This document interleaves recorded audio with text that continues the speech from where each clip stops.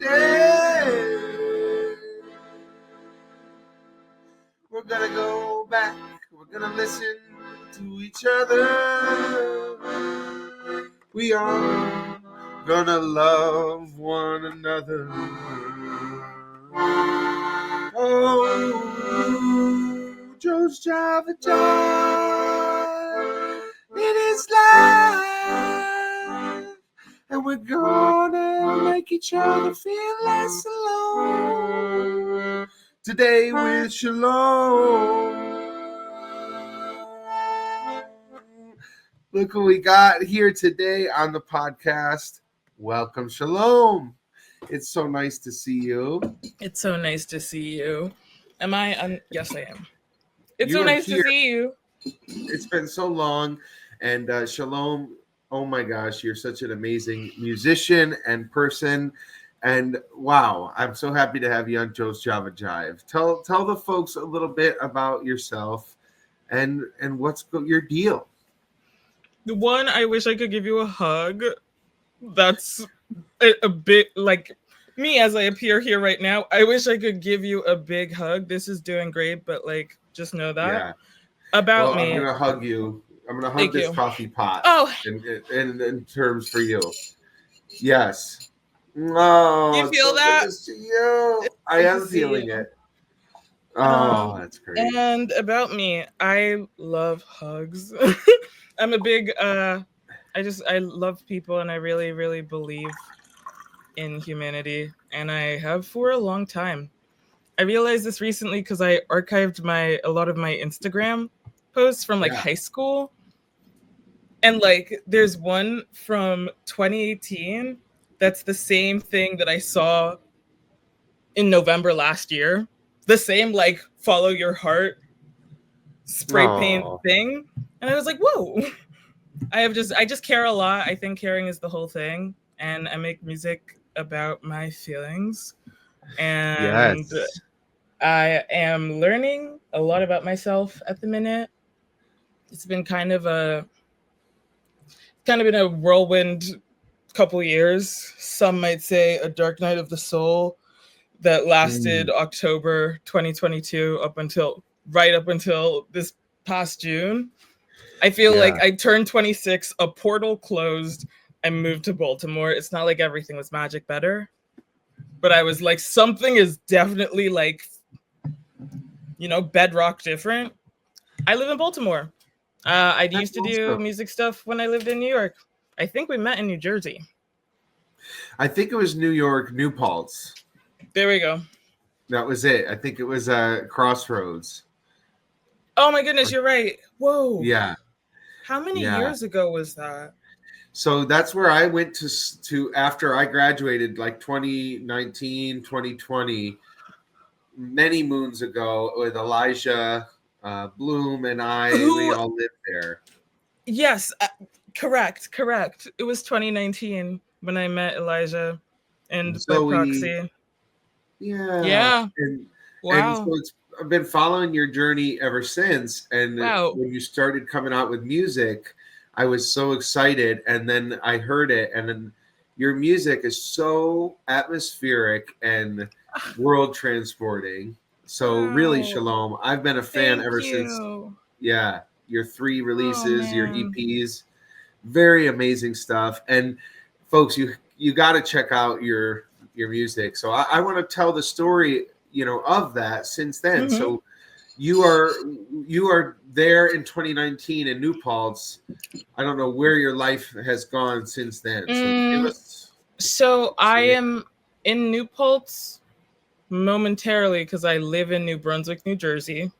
Yeah. And I'm running shows at my house called The Garden, which was my second out of 3. I live in the show house. I live in this house, and the shows are in the basement in my house. So that was 2019. I bought my bass that year, actually, in March of that year. And over spring break, I think. Or spring break. killing the bass on all the songs. So like not all of them. There are some things that I don't have hands that are possible for. I also just have bad bones. But Ryan did, when the record came out, he said that he was excited because he got to play a lot of guitar on it versus like Ryan Hemsworth, Mr. DJ, body sync, boots, not so much guitar bass time. But Ryan did a lot of it as well, is what I'm saying. So 2019, I'm there. 2020, Panini, pandemic. I move. The band I was in with my best friends broke up. Band breaks up. I am now with like a bass, and I'm like, I just had this outlet, and I don't have it anymore. It was like, we didn't really talk about it. It was just like, band is over via text. Okay. Big heartbreak. Me and my friend. No. Huge, like, over that summer, I started playing bass more because I was inside, and I was doing covers on Instagram. I have a highlight called, I don't know if I still do, a highlight called Corona Covers. And I would like cover songs on my Instagram story, and I did Agnes by Glass Animals, and they reposted it. And if I start talking about Glass Animals, it will go for a long time, but I'll just say that I believe that band cannot make a bad album. The world building is just like excellent. They make excellent albums. Anyway, I'm a big fan. Yeah, we can go off for a little longer on that. Look at that. So this is How to Be a Human Being, which is my favorite Glass Animals album. Yes. This is a Zootropic vinyl that came out limited edition a couple of years, last year. It's very beautiful. I'm glad ago. On Spotify we do have video here, so folks can see that. So. Oh my god! And when you're playing it, it's spinning, and it's all says Glass Animals. What? And it's so important for like the story and the world that all the characters on this record live in. Oh my goodness! At some point in every song, you have to be sucked into that, like you're there. That's a different kind of songwriting than most people. You know, they're creating these movies in your mind, and so do you. I see where that influence is. That's I appreciate when did that. You first hear them? That. 2018. Yeah, I think, or 20. So I moved to the US in 2017, that fall. And it was like the winter after that. So it might have been January, might have been December. Wow. We were at school though. So probably early 2018. And where did you come from? For Johannesburg, South Africa. Wow. Where I am from and lived from ages 4 to 19. Yeah. What's it like there? Really, really, really like kaleidoscopic. There's so many lenses that you cannot see South Africa through unless you're South African. Mm-hmm. It's like for example, Americans who go to South Africa like are having a field day because $1 is 20 rand. And some people make 5,000 rand in a month. Oh, wow. Like all the money that they have. So like, and then that's on top of, it's very, very easy to be like, wow, South Africa got rid of apartheid. That's great. Yeah, it's really, really, really difficult to build a society after like horrible, horrible oppression.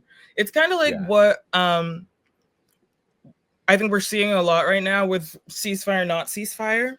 A lot of everybody's returning to the north and there's nothing there, which is like almost worse.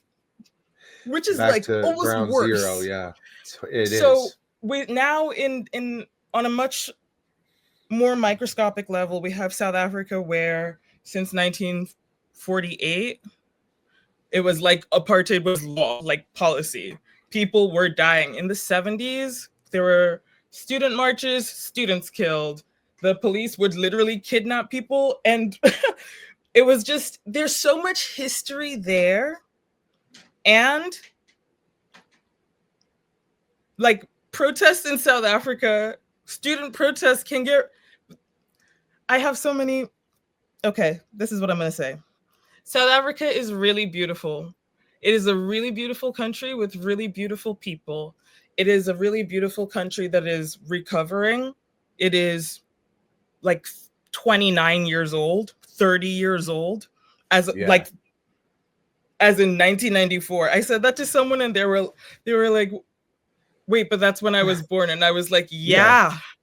And they were like, you're the same Black age people as South couldn't Africa. vote until, in Africa, where actually all of us come from. Yeah. The cradle of humankind is literally in South Africa. Yeah. That's the original native, the only indigenous. Yeah. It's really wild, but I think it's. So I'm South African. I lived here. I grew up here or there, South Africa, Johannesburg. I moved because in 2016 I was mugged 6 times, which is terrible luck. But like it's dangerous because like systemic oppression that was successful until it stopped continues to be successful. It reaps what it was putting in the work, and now it reaps what it sows. So we have people who, no matter what they do not have enough resources to live. We have people who have like crazy resources. You cannot like getting mugged at gunpoint for a phone is so crazy. Yeah. Because it's a phone. But then you have to think about this because you can sell a phone and you can use money to buy bread. Yeah. Like there's there's what other option do you have? I'm going to say there's a movie called Tsotsi, which is about basically what I'm talking about. It did really well overseas, actually. But you should watch it. It's really he steals a car. There's a baby in the car. He didn't know that. What's going to happen here? Great film. Setup. Wow.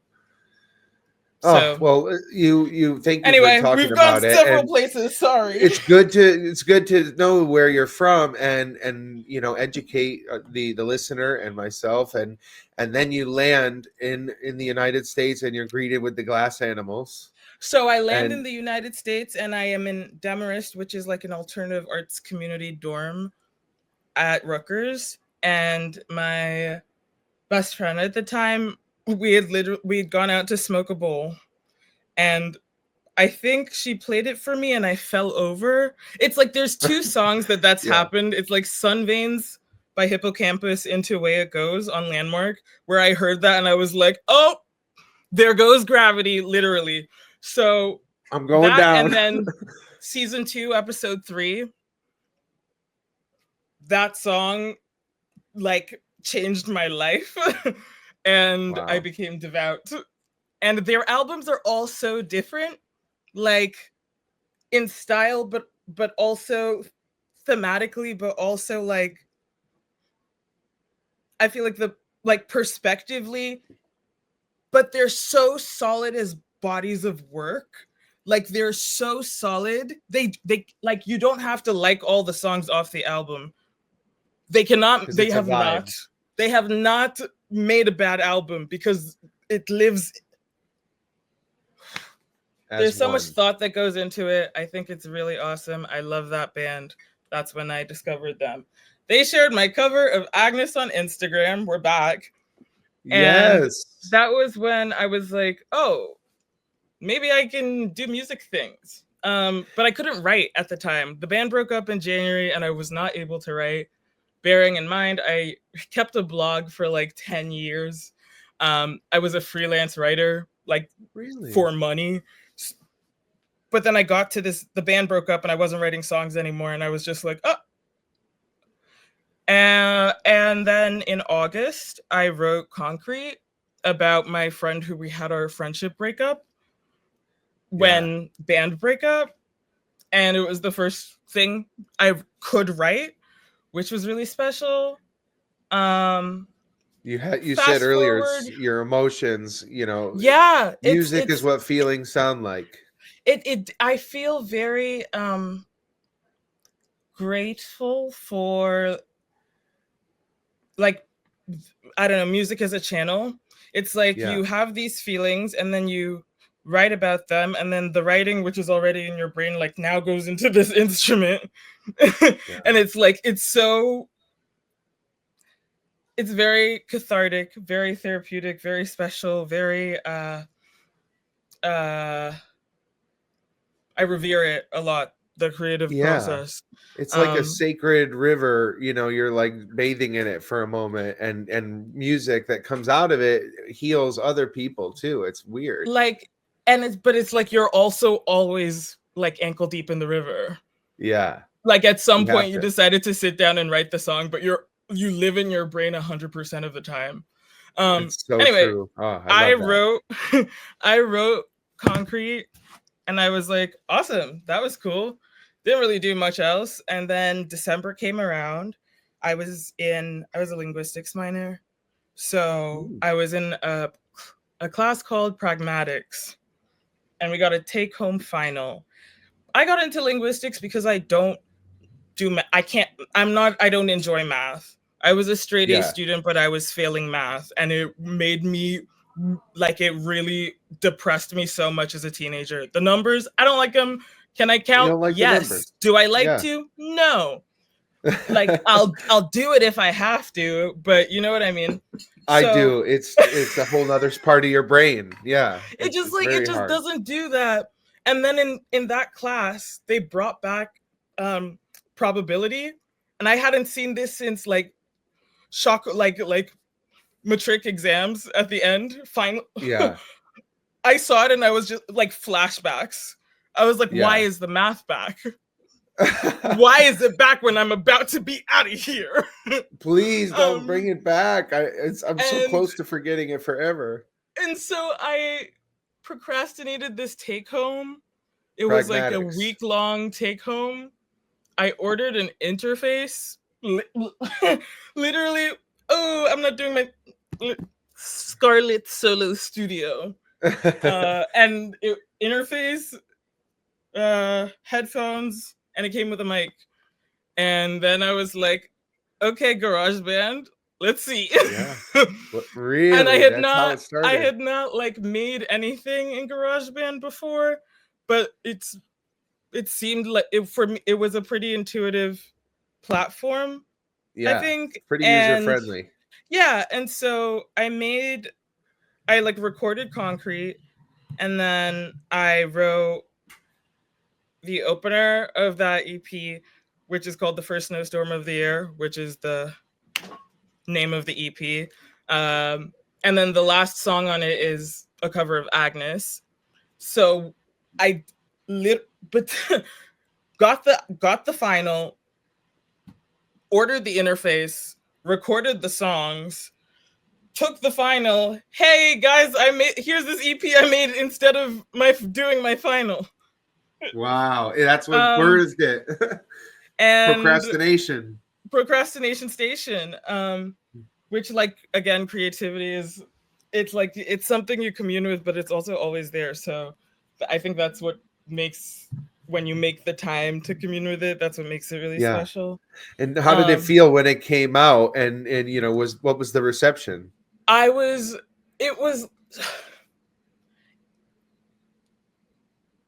So before I put out this EP, the first thing I have ever recorded was a cover of Pretending by Orla Gartland.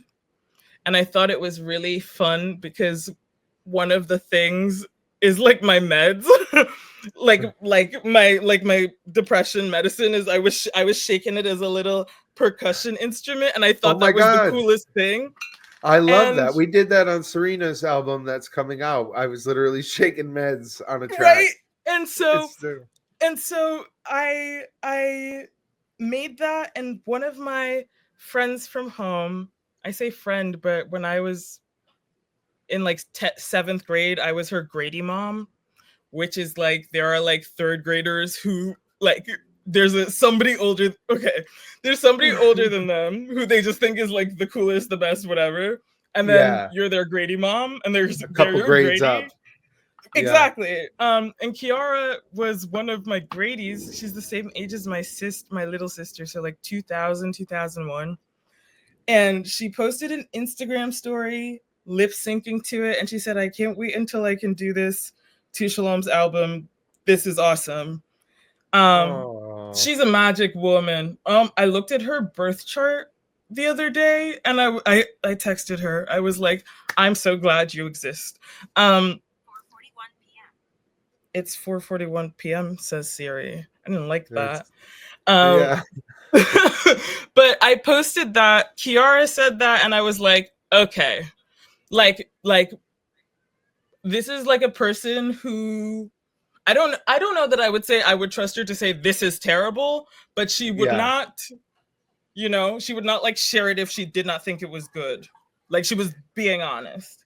Yours, it's your stuff is like instantly catchy and feels that way, and so she really loved it. She lip sync it, and then you release this another EP with Agnes on it. So I put out the first snowstorm of the year on December 20th. It was like maybe 2 or 3 days after Christmas. Amber, who used to be A&R at Saddle Creek, which is the label that I worked with, sent me a DM and was like, "I really love your stuff. I would love to talk music sometime." And I responded like, "Oh my goodness, let's be friends. Let's do a FaceTime and drink some tea." And then I like went to her Instagram profile and it said, "Whoa, sorry, the cats are." Charlie's Prozac is on its way. The cats are not literally. No that's all this is just that's what it is. That's what it is. We're just friends having tea like you guys, Okay, and so that's what I said. Like and so then I clicked on her profile and it said A&R at Saddle Creek, and I was like, I fear I might pass away. like head is spinning. For context, Rilo Kiley's album, The Execution of All Things, which has A Better Son or Daughter on it, which is a song that like carried me through high school. Literally, like sometimes when you're on, you're really fucking on, and it could be really bad. And then it was that song was your Grady. It was really, really. It's Grady. Yeah, like it held me. And Saddle Creek, but that's a Saddle Creek record, and wow. I had a FaceTime with Amber. It was like 3 hours. We got along so well. I love her so much.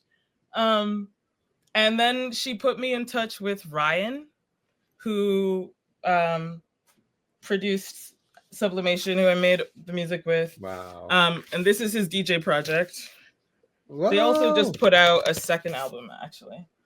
Oh my gosh. And Ryan, did you get together in person, or was this... No. So Amber was like, I sent your stuff to Ryan. He really likes it. Neither of us can believe you don't have more music out, because to Amber, God bless her, she said it was just so clear to her that like the music part and the writing part of me needed to exist together, because she had read my writing online. Oh, wow. And she heard like the Agnes cover in someone else's Instagram story. Yeah. It was and just then in the reached ether. Out to me, which is so bizarre.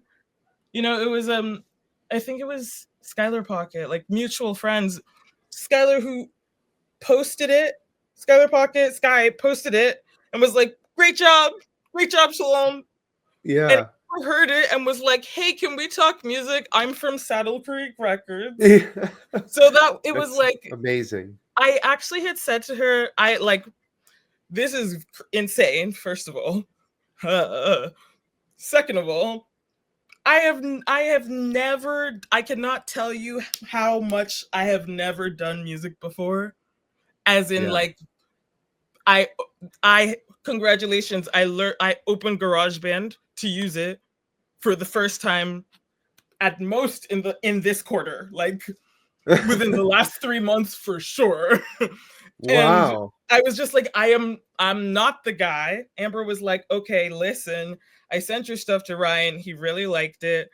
I think you guys should make music together. He's in Canada. I was in, at this time, Raritan, New Jersey. So 2021, January. And we had a FaceTime. Awesome.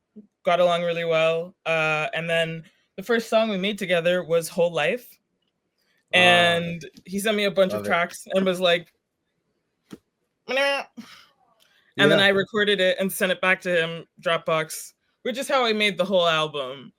We did not meet in person until, fast forward to December of 2021. I live in New York. Me and Amber are going to Montreal. I am meeting, no, not Montreal, to Toronto. I am then getting to meet Ryan for the first time after like working with him for the entire year. And then I went back in February of 22 for a few days, and it was MLK Day weekend. I remember I like scheduled my PTO, and I was like, oh, yeah, I'm working around this holiday. But like when I got back, I literally had to pick up my laptop, like touch down at LaGuardia, open my laptop. I'm back. But I went for like 5 days, and we made on the first day, before we went to bed, like I got there in the evening, we check out the studio shed, and then there was a song done. Wow. And so right after it's that. like the record is, we had 15 songs, it ended up being 13, but like we made those songs between January and October. The record was done in November. We got the masters in March of 22. Like I was on like a super accelerator, and it was only going like that. Incredibly steep, incredibly long fall to reality when it is not doing that anymore. Which is what the last like 2 October. Okay, so 2021, I moved to New York that Halloween. I move in. I have my basement apartment in Brooklyn. I love it. I immediately ordered an air mattress because I was like, people can stay. The first thing I ordered was like grow lights because I had a bunch of plants and I lived in a basement. So I had pre-ordered grow lights, air mattress. Priorities. Yes. And that was like the start of New York time, which was really, really awesome. I played my first show that December, first show ever. And I wrote like, I think I did like 5 songs, and I wrote 3 of them that day or like the night before, as I was like, what am I gonna sing on this? What am I gonna sing on this thing? How did I even Let me write it now. Somebody I matched with on Tinder who didn't end up working out. I don't know. Yeah. Was like, do you want to play this show? I was like, oh, I've never played a show before, because somebody had dropped out. And I was like, oh my goodness, I've never played a show before. And then I was like, sure. And then there was a poster with my name on it. And I was like, blink, blink. I guess I'm going to have to write some songs. So Concrete was already written. Agnes obviously was already written. And then the others, that's probably exactly the math. How it all came about. But I wrote those songs and I played that show, which was really, really special. People sang, like for the first time hearing people sing, you know, like the, I guess, refrain in Concrete is like, there's something really special having like maybe like 17 people max, like all singing with me. You know that my mom still prays for you. Sorry. It's really, heartbreak. it was really special. And Yeah. that night I met Kiba, Cross-Legged is their music name. I also met Lizzie, who ended up being I played first or second, I think, and then Lizzie went after me, and pretty much after she went, I was like, "Hey, I don't make the rules, but I think you are my guitar player." That's the And way it Lizzie was like, works. "Oh," Lizzie was like, "Yeah, I could see that." I was gonna say, "Oh, I feel like they probably." Yeah, it ended up. That's literally how I met Lizzie.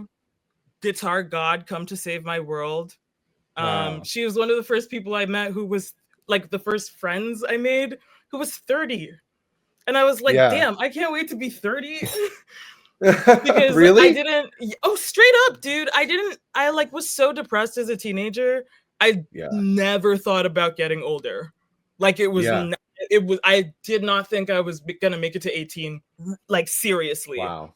So now when I get older, it's obviously we're all doing it for the first time, but it's Yeah. kind of like, damn, and I get to do this. Like I was saying the other day, imagine if I died when I was 16, None of 10 this, years none of this ago. music.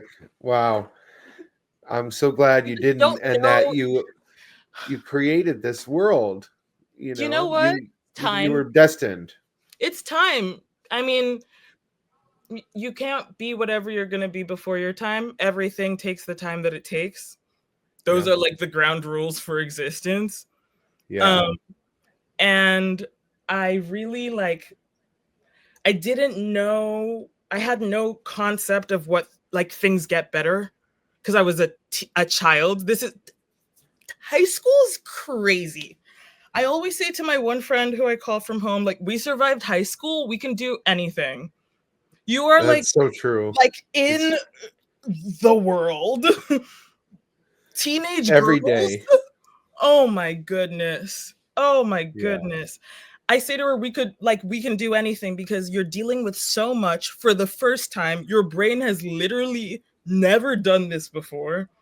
And Yeah. you also have no concept of what the future will actually be like for you on account of No. not being a lot, like being new to the planet, right? You're like, will this ever end? And like, am I just gonna be here forever and ever? This is the worst I'm feeling. This is the worst I could ever feel. It's like, oh, teenagers are dramatic. Yeah, dude, that's their whole life. It's a That's their lot. whole It's a life. lot. Um, Yeah. and so getting to live and is Yep, very I love it. When I'm walking down the street at like 1 in the afternoon on a, school day, and I'm just like free, I feel so like, oh man, it's so nice to not be on that regiment, but they're getting us ready to work and give 8 hours of our life away as we grow up. It's training and it's molding. yeah, and I mean it's really tough. Yeah. Like I started therapy when I was 12. Yeah. I've been talking about my brain for a long time, and I've done, as I like frontal lobe finished cooking, praise be, literally turned 25, and it's really something when you're able to put into practice things that you've known.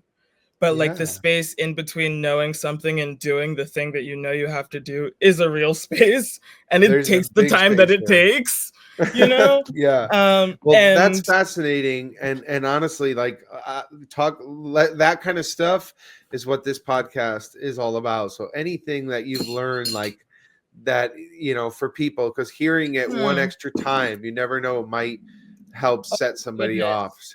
I should grab my journal. I call them capital R realizings. Like when you like Ooh. realize something, and it's not like the first time you've ever thought about it. It's usually something that you've tried to do several times, or like a Yeah. habit you have tried really hard to instill, but it never sticks. It's like, babe, now you have a full brain to think about it, and it makes like the thought is finished.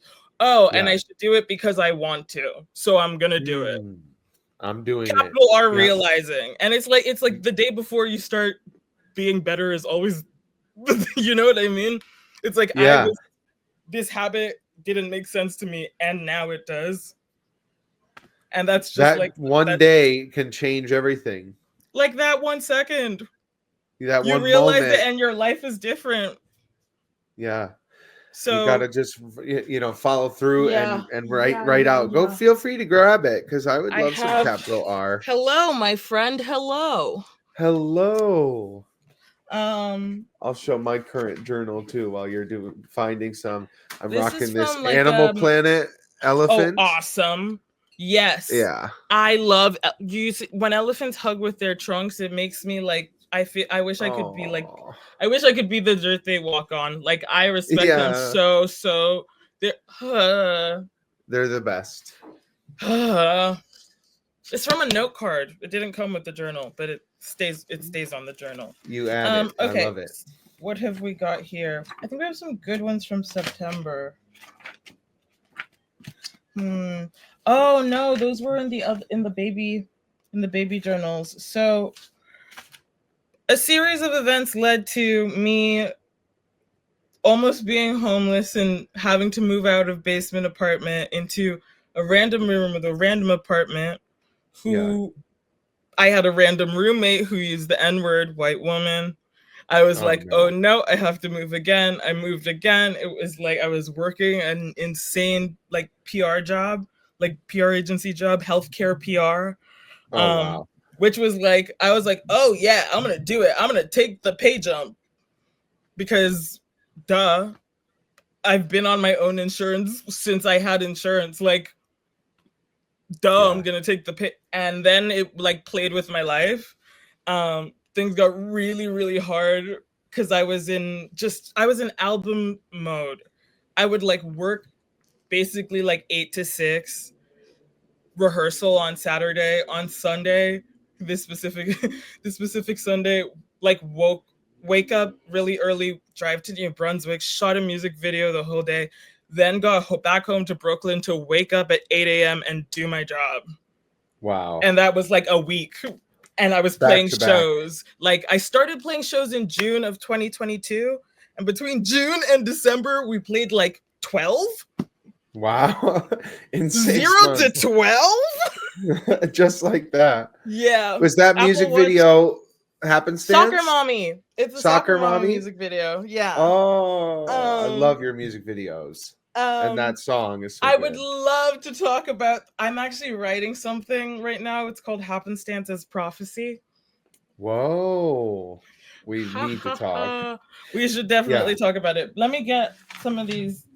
You pull it up, and while you do, I'll just say your song Happenstance, is such a, for me, it's my favorite song like ever. It's so good. My improv troupe is Happenstancery. I think that's very special. I was like, this is exactly the song that when I think of like a montage of all of my happy memories since 2020 and the Panini, as you called it, we started this amazing troupe of just doing improv for free in New Paltz. And that song is like low key the theme song. I mean, you share a name. I think it's almost like they exist like on the same frequency in different lanes of existence. And the lyrics are so powerful. I feel like you capture so much of what everybody feels like, trying to erase yourself, trying to, be invisible. And I just watched the music video of that today, and it was very cool. You guys set up like the room outdoors. Yes. And here's something about the music video. Yeah. As prophecy. So when I wrote Happenstance, people are like, what's the song about? And I'm like, me being so embarrassed I want to evaporate, which is true. However, let's keep the lyrics in mind. I feel so out of place. I'm just trying to erase myself whenever I get the chance. I want to evaporate, but I also need validation, so I'm staying here. Okay? Yeah. Do you follow? Yeah. In the Happenstance music video, all of those people who I previously held extremely dear, like other half of my brain dear, none of those girls talk to me anymore. Except Lizzie and Momo. We're separate. Like I told you about Lizzie, Guitar God, Come to Save My World. She's the red hair in the video. Yeah. And but everybody else is Momo is the stylist. So that's like that is completely and like very painfully. I would say like it was a lot. It was a lot. Going through a lot, doing a lot. Like I feel like there are, at least for myself, there's like grace I can hold for the other side of like falling to your knees, clutching your chest in the shower. Yeah. Like there is like a certain level of off the realism that I am like, yeah. Yep. Yeah, do what you need because what? Yeah. So in that song, in that music video, I am walking amongst these people who, right? No longer trying to like fit in with them, leaving to my room, having my own little time dancing in my room. Yeah. That's the first part. There's like, so I looked, I was reading the comments. I don't read comments on things. Yeah. Because some of them can be terrible. One of them said, "Why do I see a woman dancing but hear a man singing?" and somebody else responded, "Sounds like a question for a hearing doctor." I was like, T, exactly. Nice. Someone in the comments said, it's funny how she's the star, but all the other girls are like she comes in at the end and she's right on the corner and it's her song. And I was like, YouTube user. It's really interesting that you say that because I didn't come up with the concept for the music video. Alex Free, dear friend, who also shot the cover for D-Tap, directed that video, and lots of people came together to make it happen. Someone had to bring my work laptop. Oh my goodness. Yeah. Oh my goodness. In Prospect Park with my work laptop because there was a PR social media emergency. Oh no, man! So then for the viewer, like for the listener, then at the end of the song, like the last chorus, there's this really cool effect. So at the end of the song, or in the video, there is like a separate set. It's like a separate scene. Environment from the first half, which is like the bedroom, the dance party, and the outside. And it's like me on the subway and standing in my room, and then the purple lights is my grow lights from my basement. That's what it is. So me in like all these different like cuts of me speeding up. I loved the subway ones because I always wanted to do something like that. It's very cool. Yeah. There's like a group chorus, if you will. And all of us are singing this group chorus. There's like a face flash point, and mine is right at the end to do a little big smile. We all sing group chorus, and towards the end of it, all the me's are flashing. And then in the back to the outside scene, I open the door and I step into the party. I'm like this much inside. I don't know. I had never noticed that. I like am just inside, and I entered dancing, and I was like, hold on a second now. I am feeling. Do you understand what I'm saying?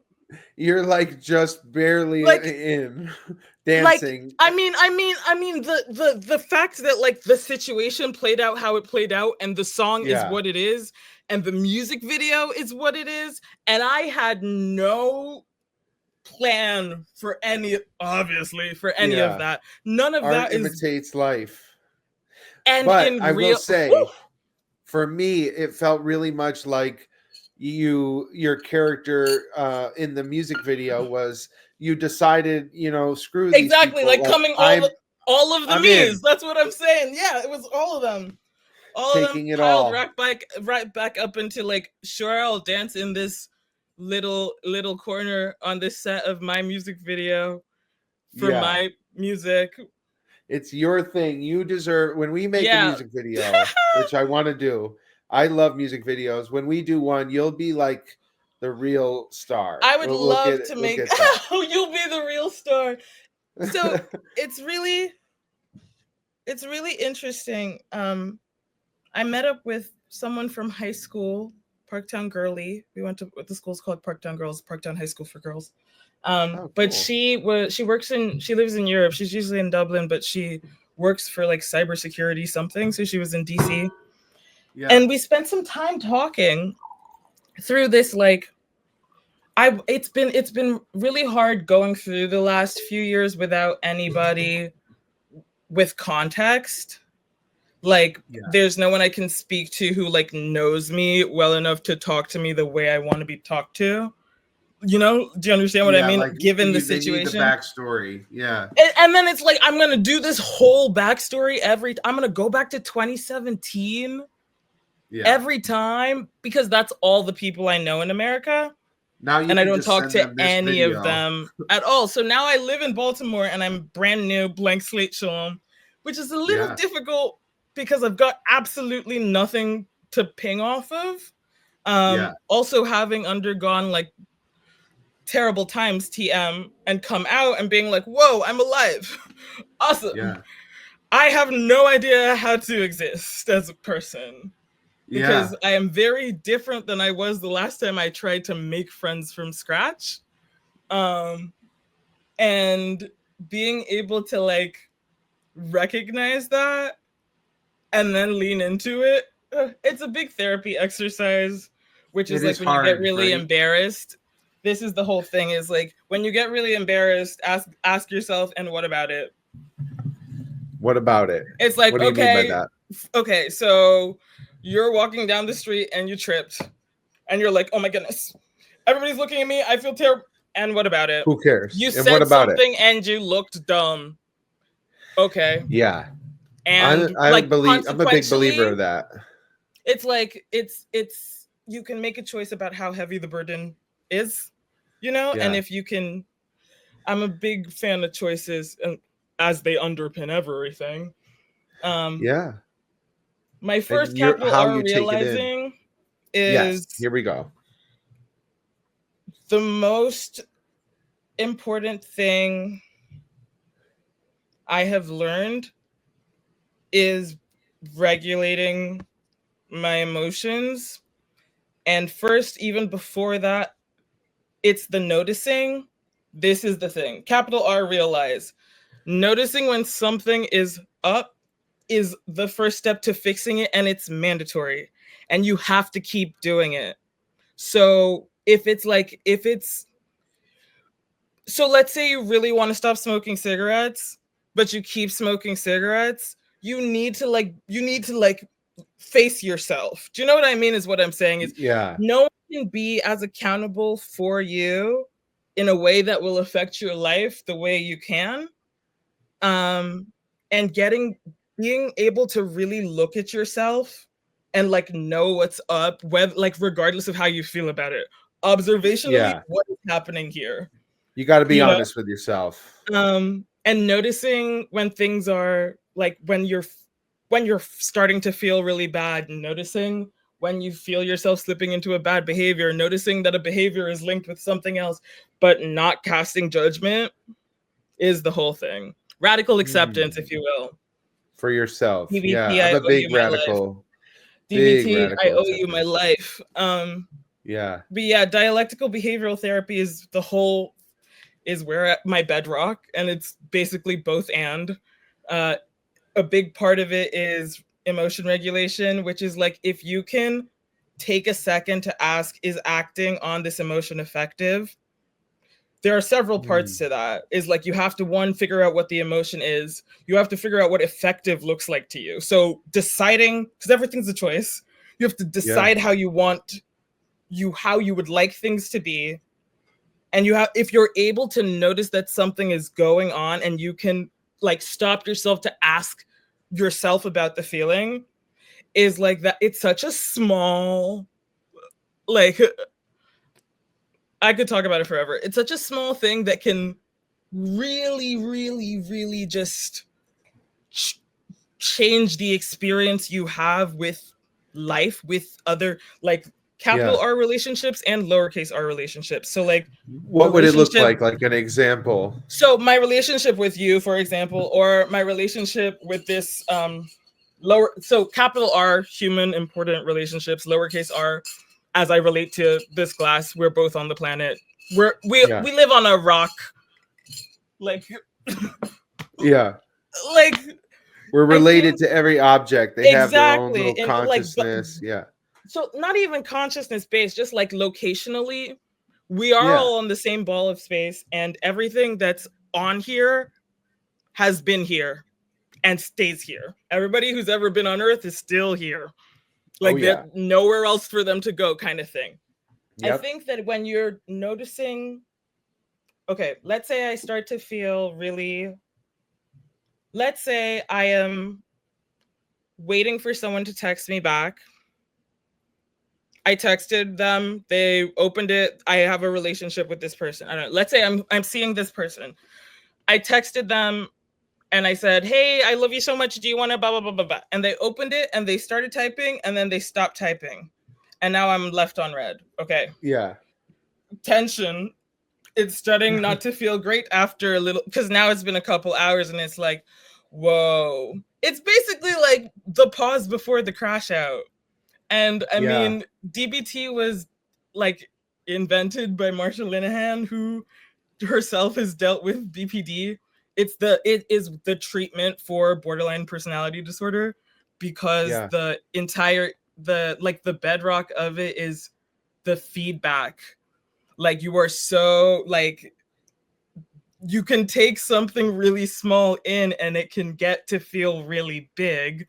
And you can do crazy things off of that. But if you can, which is like the BPD experience, let's say. Yeah. Or you can, but like DBT gives an invitation to make a little bit of space. And then as like you work on it, you start to realize like how much space you can actually make. You can also, like, DBT is interpersonal effectiveness, mindfulness, emotion regulation, and distress tolerance. The last 2 years of my life, I have been living in emotion regulation and distress tolerance because I've been in distress. Yeah. I texted someone about this actually. When you're freaking out, for example, now I'm like, heart is racing. I'm gonna text this man because I really, really feel like he's cheating on me, and I've had a feeling, and I'm like, justified, unjustified, doesn't matter. The feelings are what they are. Being able to be like, okay, I am feeling really, really, really, I'm like, things are arousal, emotions are high. There is a lot going on. I'm looking at it almost from the outside. And just like noticing, and I feel like it's from like the smallest bit on the inside. I feel like if there was like a little stick man that lives in the middle of your body, it's like they do a nod. He's like, okay. They like do a nod, and it's like, okay. Emotions are high, which is like, you could crash out. You could act on the fear. You could act on the whatever it is. So first of all, being like, something is going on. Second of all, trying to work through what the thing is. This is the feeling. And then, or the emotion. And then, is acting on this emotion effective? Be honest with yourself. Be honest with yourself. Is acting on it effective? And what is it going to gain?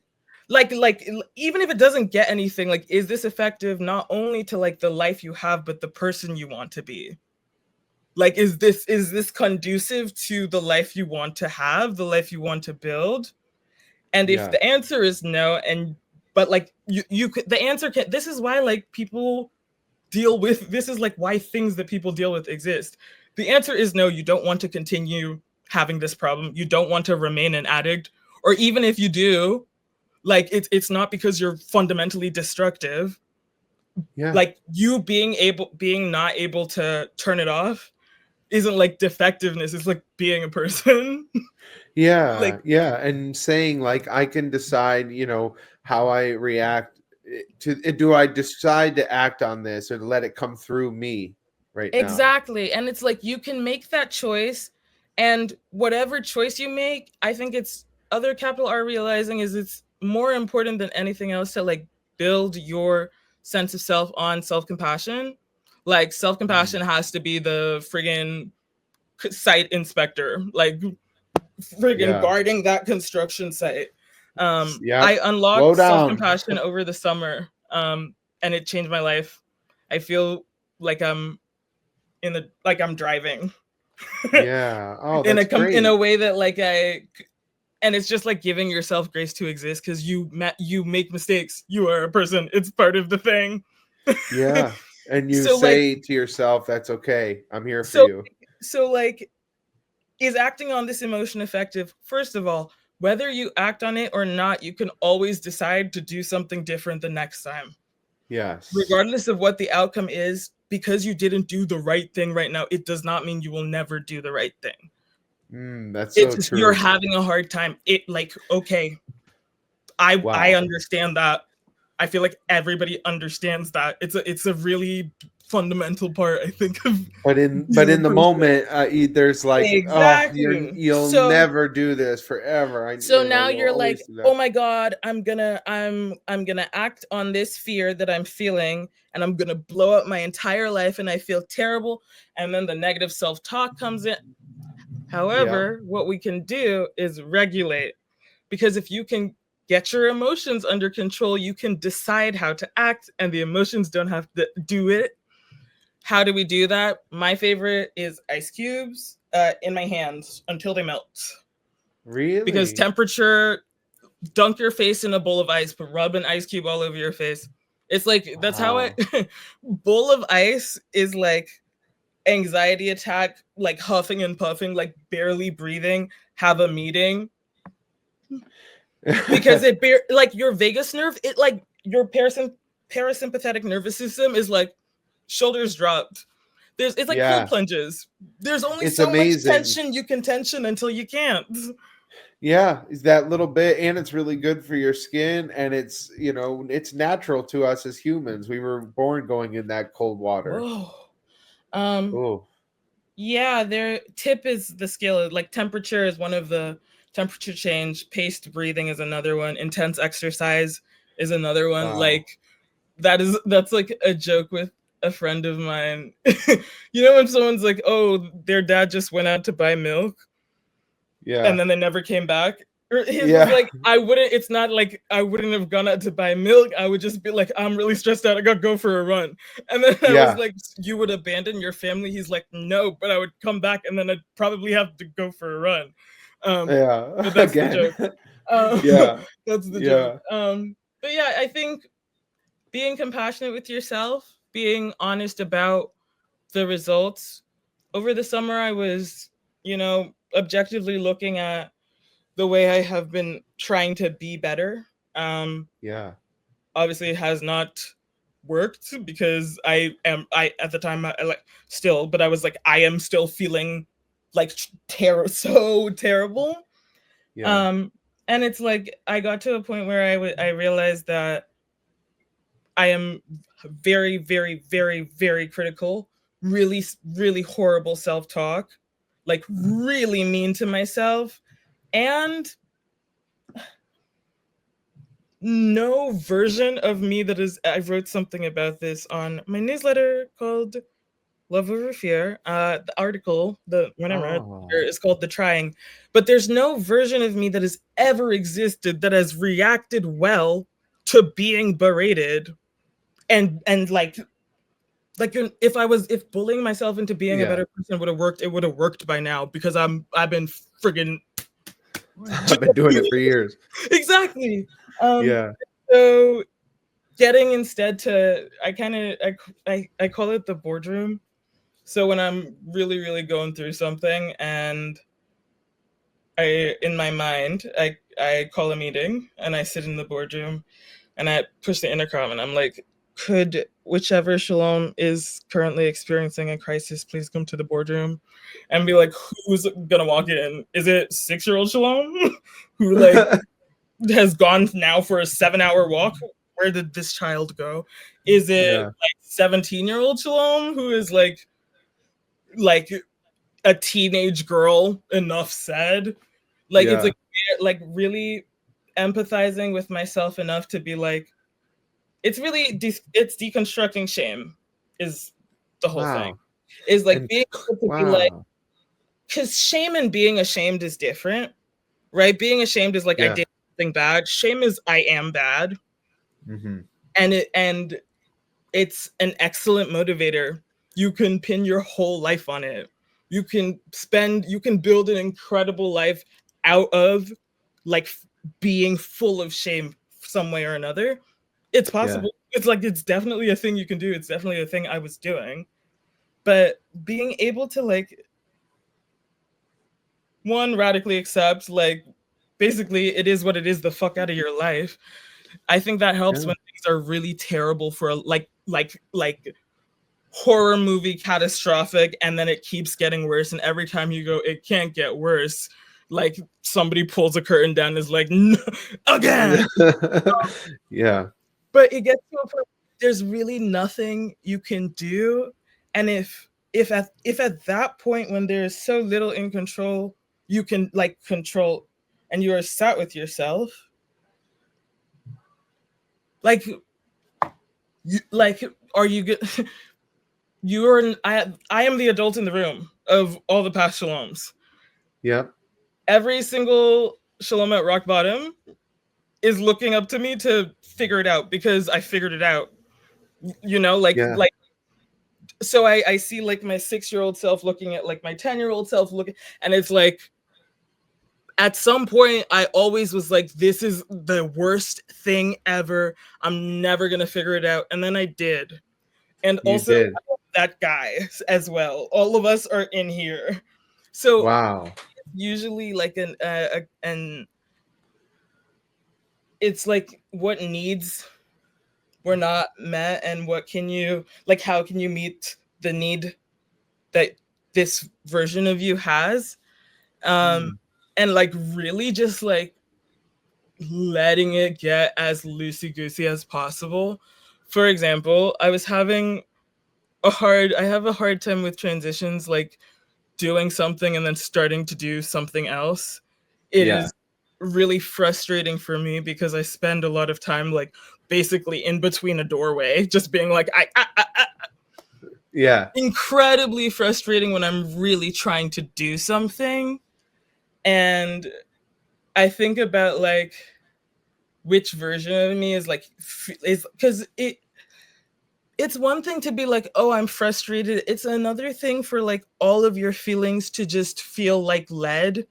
It's like one thing to be sad. It's another thing to fully believe you have transformed into a lead person. You know, like there's so much. I said to Lizzie that I feel like there's so much I feel like I've gone through so much trauma.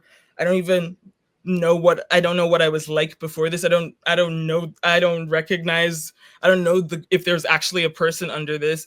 And if there is, I haven't seen her in years. So I don't know how this continuing with being alive is going to go for me. But then you pull them all together. Exactly. So figuring out what somebody needs. Is it you're feeling really, really bad shame because you got yelled at for like not brushing your teeth before going to bed? Is that what it is? If that is what it is, please eat some popcorn and go right to sleep. You're allowed. I'm the adult. You're allowed. And it's like, that's like it's a long-term fix. It repairs the relationship, I think, with that version of yourself, because you can call the Shalom to the boardroom, but like, you've been really fucking mean. So I don't know if she's gonna want to show up. I don't know if she's gonna want to throw a hand grenade. Like I don't know how she's coming in. You know, I don't know if she's gonna stand outside and be like, you can't talk to me because I'm not putting my foot inside the door. Like, do you know what I mean? You really have a way of looking at it where, you know, I wish that everyone had that level of introspection, because it seems like it's really served you, and you're starting to learn how to heal old selves and do some real soul transformation work. It's beautiful. Yeah, I think it's time is like, I also wish everybody could, I wish everybody could be honest. Okay. Mm-hmm. As someone who, my fundamental like relationship trauma is around like dishonesty, betrayals, etc. Yeah. Both like but like, you know, the chronic one that plays, if you look far back enough, there's like a very young Shalom who is like, yeah, I don't know what to call this, but this is definitely why this is like this. Yeah. I think that it's like, I have obviously I wanted to feel better, but it's gonna take the time it takes. I would love for everybody to be super honest, but like, you mind your business and your business is your mind. Like, you actually cannot ever know what these people are thinking, no matter Yeah. how many times you play the situation.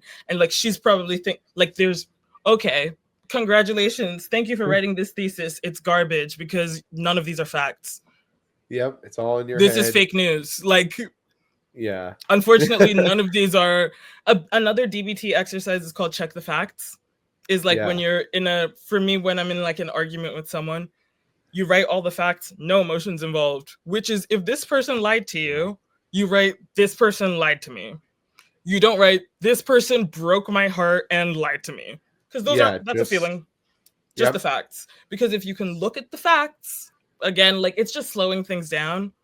Life Yeah. happens really fast, but if like, there's so much to look at, and if you can slow it down a little bit, I think things can get really, really tender, you know, like Mm. it could be really, really painful, but I feel like tender is a sweet spot. It's like, if you push on it, and it's probably gonna hurt, but like, there's like a story here that is like, I'm like, yeah, yeah, it's Yeah. we are If all, you're tender. everybody, how can I say this? The fundamental thing that all humans can experience is like Yeah. pain is our shared emotion. It is, there's like a quote that's like, all of us exist here in the real world, and yet all of us think that if we're just so clever, so funny, so smart, so nice, we could like, we can avoid being hurt, when being hurt is the, or like, we can avoid pain when pain Mm. is the single most uniform exist like emotion for our species. Like, it is We all know like, what pain feels it like. is part of being a person, and being able to like know that, and then like give it a little hug. I started doing Ah. that in 2020, in during COVID. I started like, when would I was having a really hard time with like offline, virtual school. Yeah. Like, I would see my psychiatrist and she'd be like, okay, I think you should really try and take as many in-person classes as possible. Like, it's going Yeah. to be really hard for your ADHD. And then whose entire semester was online. Yours. Pragmatics was Yeah. online. So Ah. I'm looking at little math numbers on my screen when I would never put them there, you know? Not And there by so choice. I started, like, when things started getting really big, Yeah. I think, because, you know, you can have an emotion and it can get big, like, and it can get bigger than you.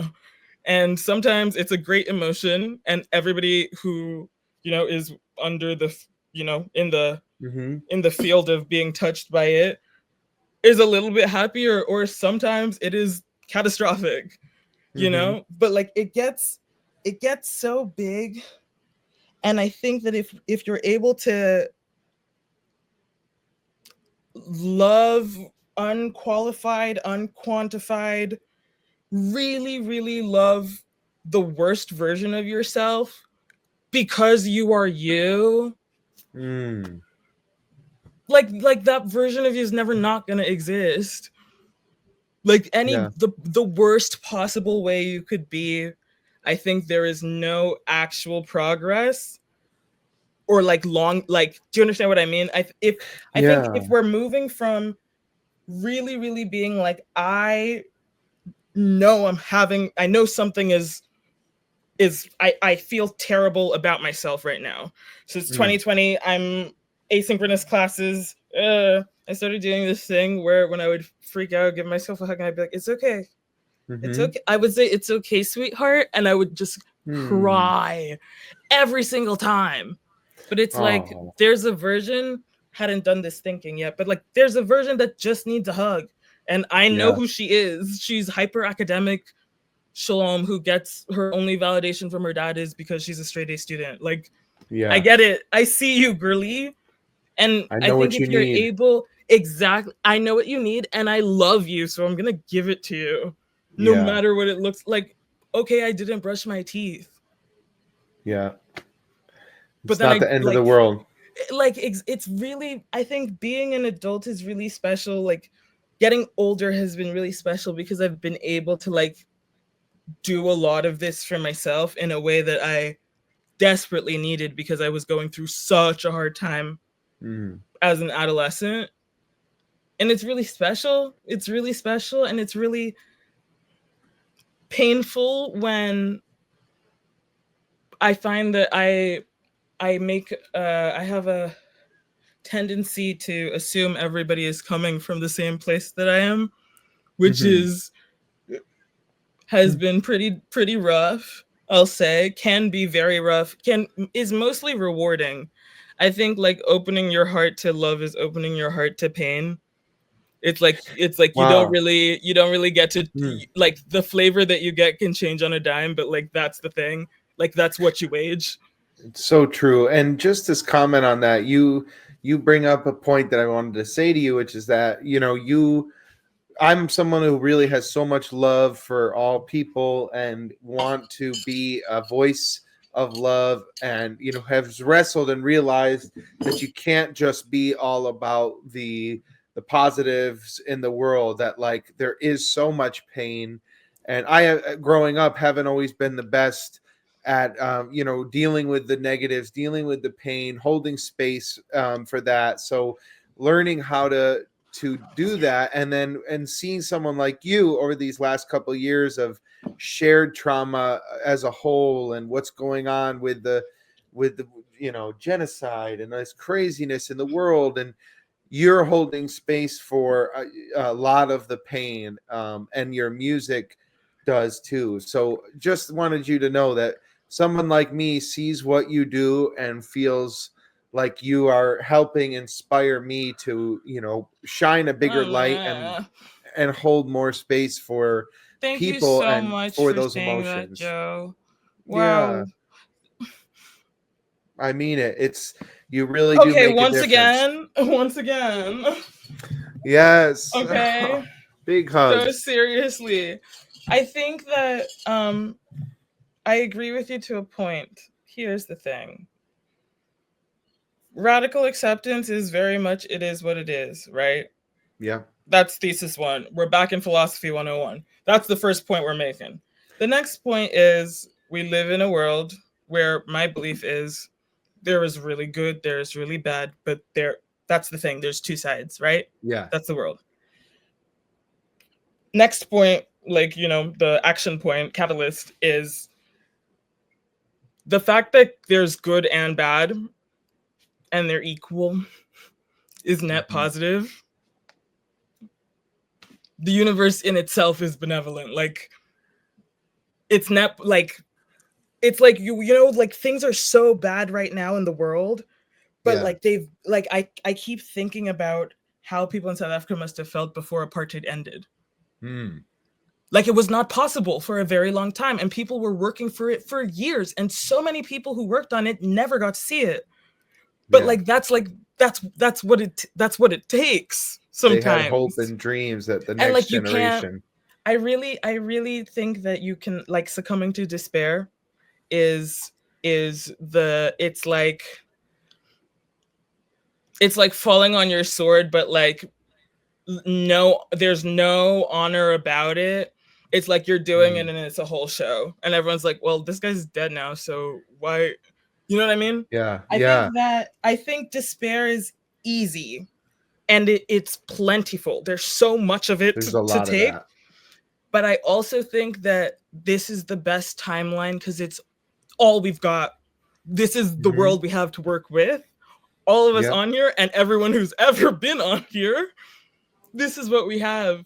And it's like, oh, hellscape, AI manufacturer giant, no water, children slaves. Oh goodness. Okay. You name it. And what are we going to do? Not live? This is what I keep saying is like, if Palestinians like can continue living, like they wake up and they continue to live, it's a cop out to be like, I'm too sad to look to know what's happening. Yeah. Like, listen to yourself. Yeah. If we are committing to the human spirit and committing, which I think any like kind of activism or helping people is like believing in the human spirit and then acting like it and making it so for someone else. I think that it's such a privilege to be able to make a choice about how you like take a stance on something. Everybody who needs an abortion should always be able to get an abortion. Yeah. And then act like that's a conviction. And now act like it. Yeah.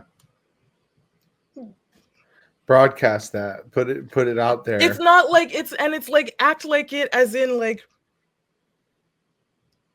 not like post to your Instagram story. Like you definitely can. That is like one version of acting like it, which is like the version that people see. But I mean act as in like a behavioral thing. Like the way you move in the world. Yeah. Because what that means is like my conviction is reproductive rights for everybody. And that is something that informs the way I live, the way I move, the things I do. I act like it. That is part of your such reality. an important. It's like because that's what it is. And if you're not like, it's okay to not be doing that, but like be honest with yourself. Don't say you're doing the most you can do because that's not true. Outside of that, believing that things can be better is part of that work. It is. Believing that things can be better is like acting like it is organizing. Acting like it is putting your phone down and figuring out what your neighbors need because you probably need the same thing. Acting like it is unionizing. Yeah. Acting like it is not grocery deliver, food not bombs on Sunday's delivery. That's what it is. That's what it looks like in practice. That's why like sure the nerdy tech bros are, I don't know, circle jerking in the Oval Office. Sure. Okay. Yeah. And yet here we are. Like, what are you going to do? Like, this is the life we have. More than ever, we've got to look out. We got to look out for one another and it's like mutual aid. If this is like what we have to work with, and for me, throwing my hands up and being like, it's so terrible isn't an option because I want to live. And I used to not want to. So it's a very big, being alive is a very big deal to me in a way that like, I think I'm probably annoying about, but alas. You're not annoying. It's honestly, a really big deal to me. This is one of my favorite podcasts we've ever done. And we do have to wrap it up because soon, but it's feeling like you are bringing so many things to this podcast that I want it all about and know that I am here for you and this community is as well. And I hope everyone can look it through the world. We're all holding each other anyway. So we should like, it's better if we act like it. We already all like everything we do depends on what everybody else does. Underpinning, like that's an ecosystem. It is. It's like about... now you have a choice to how to. Things are really scary right now. And I think the last thing I want to say, capital R realizing, I think as we've gotten older, our phones have become an extension of our hands. Yeah. But there is like the work you do on your phone is never going to be more like you can put it down. Yeah. Help like figuring out who in your neighborhood like is disenfranchised requires your actual hands. You have to put it down. You got to get out of your house. At the end of the day, It's the damn phone. It was the damn phone all along. I got one of You those feel like brick. you did something if you share something, but Exactly. it's I got one not. of those brick thingies. I don't know if you've seen that. You turn your phone into a brick, you like tap Oh, it and it blocks a bunch yeah, of apps and you can like leave it somewhere so it's not like an app. It's great. I yeah. have been keeping my phone on do not disturb I'm 100% of the glad. time. Well, when I do listen and when I spent today listening to your music, I feel like it is a connector to your vibe, your spirit, and keep writing and keep creating. I hope everybody here follows Shalom and witnesses all of your amazing thoughts and looks through the world in your signature heart-shaped glasses that I Yeah, we're always in see you with. octagons right now because I sat on the hearts. But Oh, yeah. Joe, I want to say about you, Yeah. I really, really, really, it's the thing that I love the most about Elijah. I think the thing we fundamentally connect on is like making space for community. That is what hosting a show is. That's what hosting at least a good show, a good, safe, happy show. Yep. Like it means you're making space for people to gather. And whether it's physical or not, I think like just as a person, you make a lot of space for like people to be around you. It makes sense that you run an improv troupe. Like Yeah. I feel like you're very warm, and I think it's such Oh, an important, like it's a cold world, man. it is. We So got to I'm rise really up. thankful that Using I'm it. really thankful that you exist. I'm so That's all I've thankful got. for you, Shalom, and I can't wait to continue to support and to re-listen to this because you gave so much great advice that I think is really going to help people and give them a Yay. window into solutions and ways to go give Amen. our younger self. So both of us, and for anyone who's listening, close your eyes and visualize, like we talked about in the happenstance video, all of the snapshots of all the different versions of you doubling up and maxing out Faster and and coming in. faster. They're all coming and flashing and they're piling into you right now in the present moment, ready to go out there and dance and claim this world as our Period. own. Exactly. Happenstance is prophecy, and the prophecy is we all make it if we decide. That's going to happen. I love it. Thank you, Thank you Shalom. so much for having me. Peace and love on this Peace and earth. love. That's what we're Shalom, here shalom, for. shalom. Yes.